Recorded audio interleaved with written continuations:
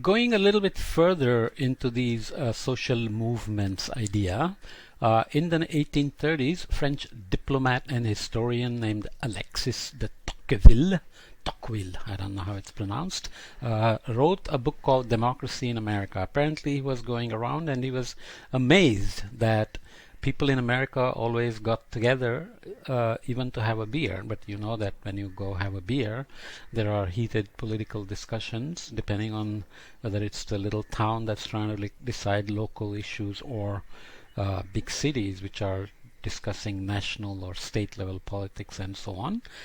His conclusion was that people come together basically to make democracy happen. He figured out that the main thing about democracy was people getting together at various levels. Okay, so when people come together, what happens? Inequality of resource becomes an equality of voice. Okay, so you can think of many examples where people agree that there is inequality in resources, but they can get together and develop a common voice that stands up for that inequality in resource. Individual self-interest is transformed to collective interest. So you may come in with 10 different opinions, but they are all related to the same common interest. Then the common or collective interest can emerge out of this dialogue within the gang that gets together to discuss. The process of joining together is transformative because it teaches people how to work with others. Okay, looks like a country like US is now split very heavily, and yet the two groups are approximately getting together, not necessarily physically, but through digital media and so on. There is a lot of misinformation, a lot of issues. Nonetheless, as we talked before, the common ideas, biases, I don't want to say prejudices, but views, perceptions can get organized into collective interest and become transformative. And in fact, that's what they were trying to do. One group was trying to transform the elections to choose one person versus the other. And it's this kind of grassroots movements that happen.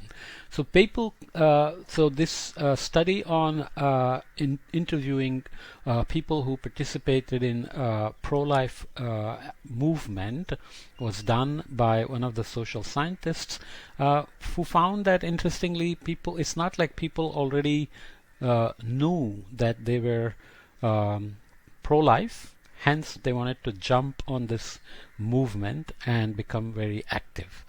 It actually came about for a wide variety of reasons, which had nothing to do with being pro-life, and in fact, many had not even thought about whether really they are pro-life or not. Obviously, that's a very strong personal issue, pro-life versus pro-choice, and there has to be some internal intrinsic value that comes out through participation or through coming together with other people who are thinking explicitly on those lines, right?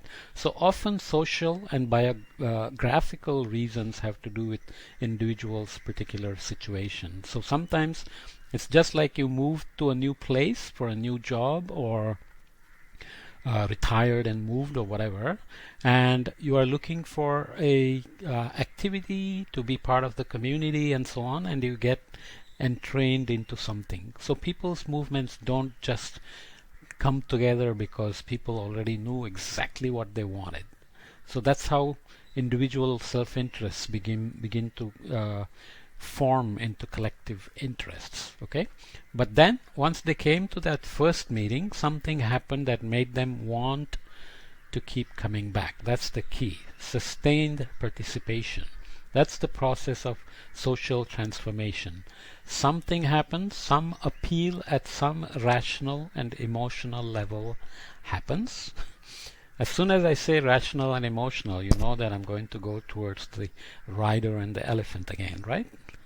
We will do that. So people need an identity with issues as to why they will participate in a sustained way, not just go to one meeting and then give up, or few meetings and not get involved in action, dedicating time, labor, and so on. Okay, social movements begin to change people's minds, not only in terms of what they believe, but also in terms of what they think they have to do because of what they believe.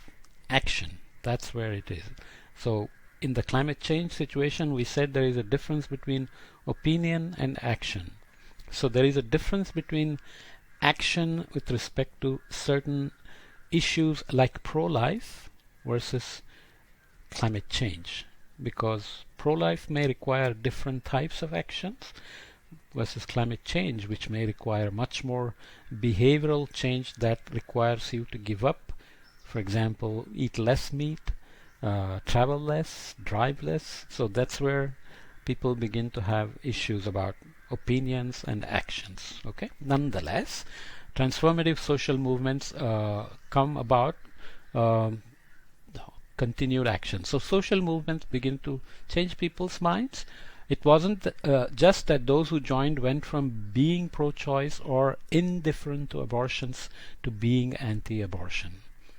It was more that they also thought, wow, now that I understand these issues, I have got to act on them. I have got to organize a group in my community. So you went from being just a participant to an organizer. So you went from being just mobilized into organizing.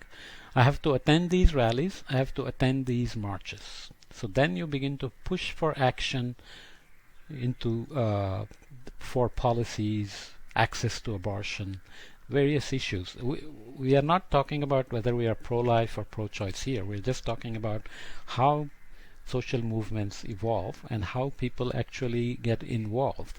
It is not that they are already passionate believers of the cause. They evolve, they change their mind after becoming part of the getting together. Okay, that's the transformation. That's the social transformation. There are obviously many well-known top-ranked movements. Our own dear Mahatma Gandhi's SALT movement was one of them. Protesters watching the members of their band making salt following the civil disobedience riots and demonstrations, demanding the boycotting of British goods and arrest of leader Mahatma Gandhi in Kapadwamj, India, May 6, 1930. Okay, so this is touted as probably the top most effective social movement in terms of social transformation, the beginning of the end of British rule. There are other causes, of course.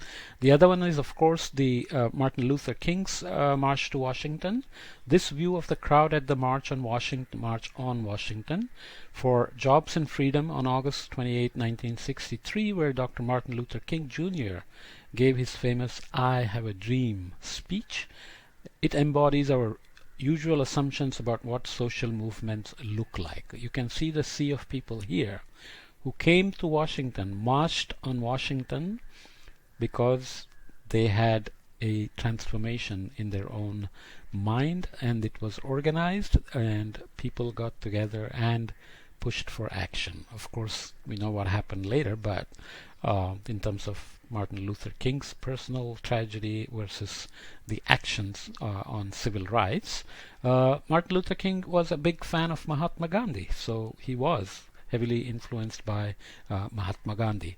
This is another way things get organized. This is from Senator Gaylord Nelson's first announcement in the 1970s of April 22 being the Earth Day, which has now grown into a global movement, very transformative. And it started with this kind of teach-in. Okay, this teach-in is basically unlike a course where we are teaching. Teach-in is where you have a very focused lectures, discussions, documentaries, and so on, field tours, participations, actions, etc., to focus on a particular issue. So here is environmental guinea pigs. Okay, good terminology, right? Environmental guinea pigs. So discussions, rallies, student commitments, and so on, focused on environment. So this was a national effort set for spring, teach in, and they still work. Many of these methods are very effective, socially transformative. Okay, they are much more than mobilizing people to do one quick action. They are about sustained participation and sustained action